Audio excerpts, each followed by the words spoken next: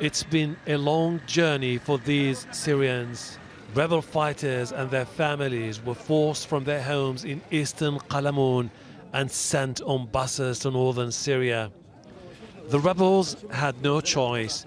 They were told to surrender or face siege and bombardment.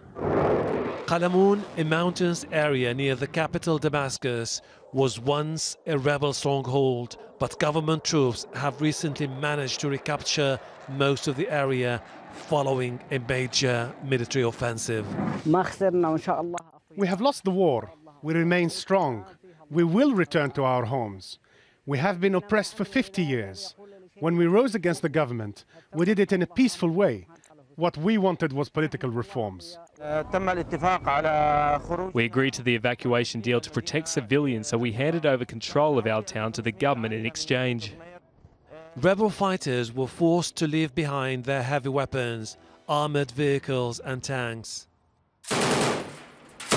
It's 7 years since the Syrian opposition was gaining territory and advancing towards the capital. Now the Syrian army, backed by Russia, is on the offensive.